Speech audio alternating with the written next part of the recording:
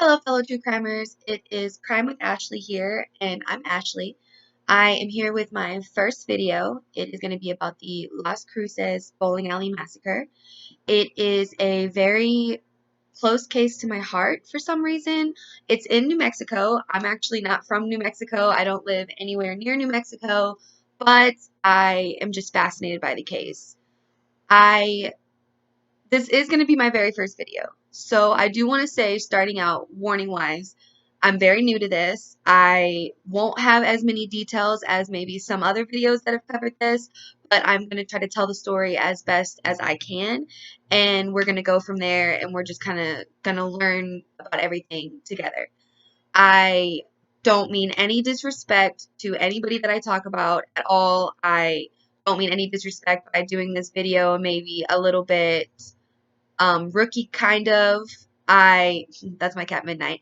I don't want anybody to be offended in any way, shape, or form, like I said, because I am still very new and this video is going to be very, very raw. So we are going to excuse me, we are going to go ahead and jump right into the video. And also, really quick, excuse my nervousness. This is my first time, so I am just kind of doing it as best as I can, like I said. Okay, so the Las Cruces Bowling Alley. It was February the 19th. Excuse me. It was not February the 19th. Hold on one second. Okay, the Las Cruces Bowling Alley Massacre. It happened February the 10th, 1990. Now, Steve Sinek, who was Stephanie Sinek's brother, who is one of the victims, Steve is not. Stephanie Sinek, really fast, is the manager of the bowling alley, and she was there that morning opening up the bowling alley. At 8:15, which was 45 minutes before the bowling alley opened at 9 a.m., at 8:15 a.m., Steve Sinek, at least I think that's his last name. They didn't really say his last name, so I'm just going to go with Steve. So Steve, who's Stephanie's brother, walked in to get a backpack. And when he walked out, he says that he saw two Hispanic men walking in. Now, the thing about this is the door was unlocked. And this is 45 minutes before business hours. And as we all know, most businesses have those doors locked until it is time to open up. And he had even mentioned this, I believe, to Stephanie. Hey, why are the doors open? He probably was like, maybe you should lock them, and everything like that. And then when he left, that is when he saw the two men coming in. So he couldn't even, he didn't even see it. Thankfully for him, he left right before this happened. So he had a backpack and was out the door, and he just assumed that they were cleaning men. I believe everybody just assumed that they might have been cleaning people because they came in with a briefcase. They had no masks on. They didn't seem suspicious to him, obviously, because he just left, and he didn't think anything of it. So this was about now 8:20 in the morning, and this is when the two men come into the bowling alley and they see the women, and the women are Stephanie Sinek, the manager of the bowling alley, her 12-year-old daughter, Melissa Repass, Melissa's 13-year-old friend, Amy Hauser, and Ida Holguin, the bowling alley cook. Now, these four women were obviously there because they all worked there.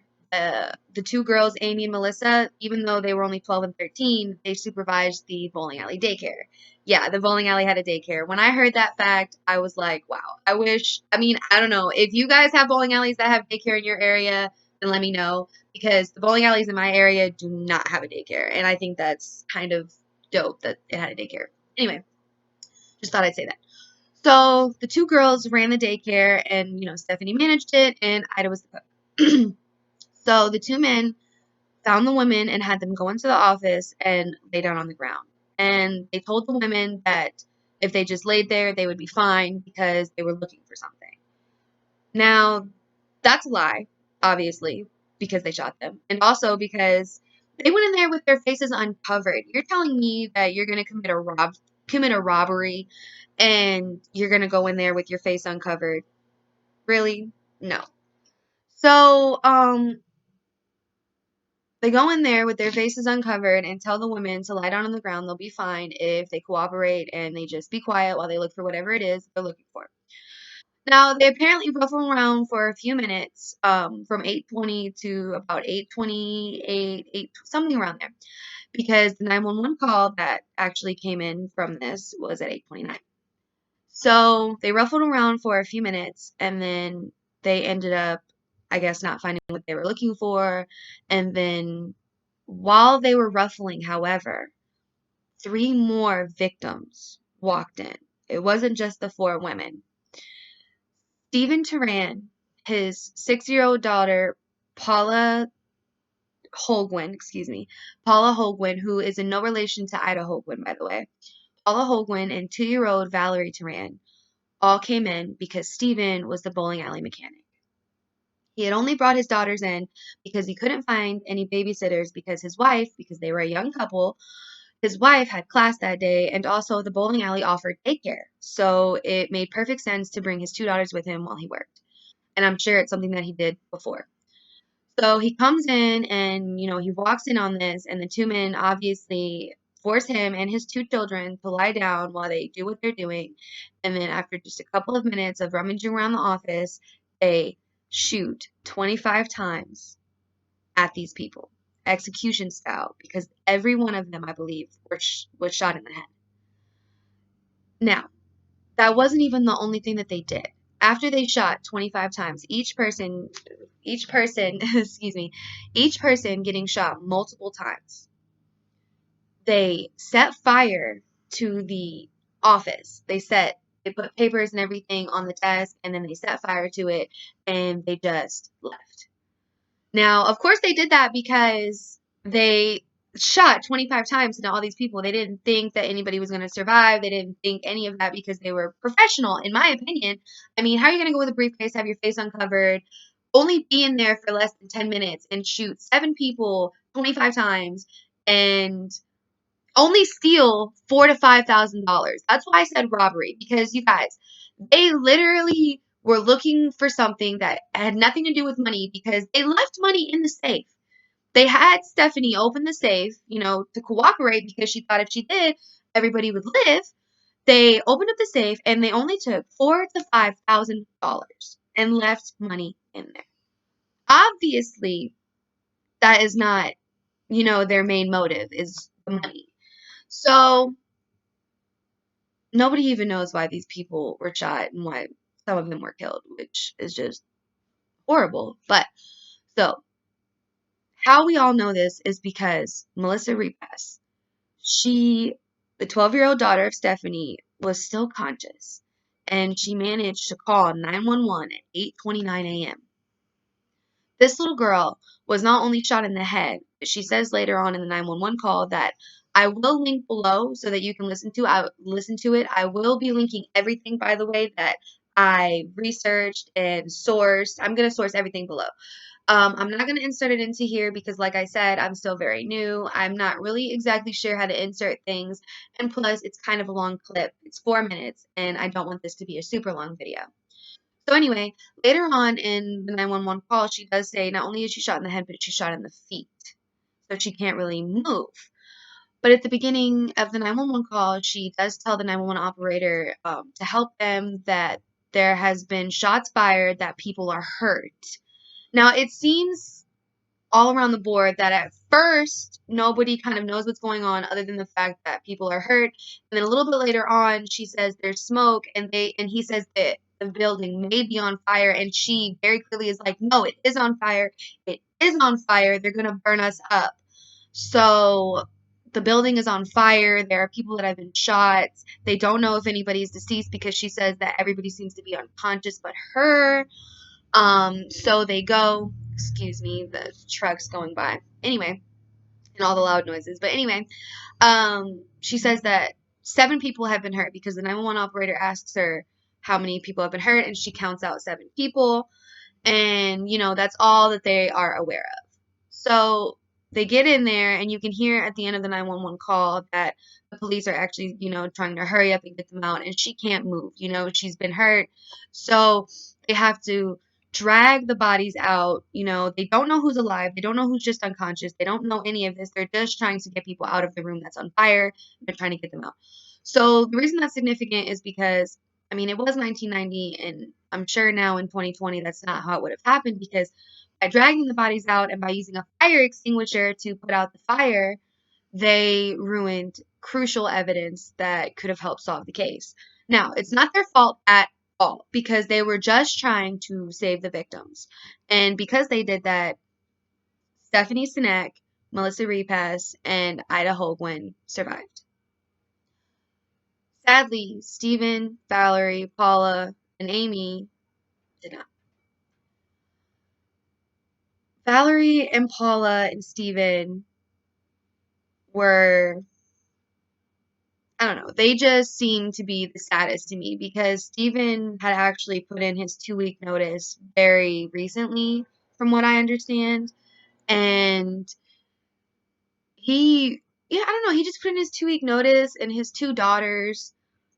And when I was doing my research, I was reading the family statements, of course, and his brother Anthony had said that he had just seen his niece Paula and his brother Stephen just a couple of days before this, because he had been having problems with his car, and his brother said, because he was a mechanic, that if he just brought the car by on Saturday afternoon to the bowling alley, he would look at it. And this massacre happened Saturday morning. I can't imagine what Anthony thought. I can't imagine what any of the family. I can't imagine what his sister-in-law thought, because she was at the hospital too, and she's actually the one that had to tell him about his brother and nieces. So it was horrible. It was a horrible case for me to, be so intent on to research, I guess. Horrible as in it really emotionally got to me. It was just, it was so clearly professionally done. And the sad part about this is, I think that the victims that were killed weren't even the targets, because her father, Stephanie Sinek's father, Robert Sinek, was the owner of the bowling alley. And his son was there that morning taking a backpack of what, like, I'm not saying Steve did anything. I'm not pointing any fingers. I'm just saying it just seems like there's some stuff behind the scenes that happened for these innocent people that were in the wrong place at the wrong time, and were obviously related maybe to the wrong people, and they lost their lives. And it's really sad that 30 years later, it is still unsolved. And February 10th, 2020, this past 9 months ago, this past 9 months ago was the 30-year anniversary of the massacre. And like I said, it's still unsolved to this day, even though there were witnesses, there are witness drawings or portraits, whatever those things are, of the 2 Hispanic males. By the way, the 2 Hispanic males that did this, they saw their faces, and they even knew that one of them had an accent and one of them didn't. There was just no reason why they weren't caught, in my opinion, other than somebody hiding them or evidence being destroyed. It's just, I don't know. It should be solved, in my opinion. It should be solved, and I hope it's solved. I'm praying that it's solved, and my heart goes out to the family every day that I think about this case, which is clearly every day, at least recently, and I'm just so sorry. So, that's actually going to end this video, and I hope that everybody that stayed to watch it all the way through enjoyed the story. Like I said, I don't have as many details in it as I would like, mainly because even though I do have a small little notepad in front of me so that I get everything as right as possible, um, I don't have the tech savvy currently to really put a lot of editing skills into my videos, so I can't really do as much as I want. I'm still learning, but I want to put some content out there to get some feedback from anybody that watches this, and I hope a lot of people do. So Thank you for sticking with me through this. And again, I hope that you learned something about this case. And if you want to research it on your own because it fascinated you too, that's great. I'm going to be linking everything below. And if you want to continue to watch videos of mine, because I will be putting more out, I will go ahead and tell you to subscribe. So subscribe, like the video, and thank you so much for watching.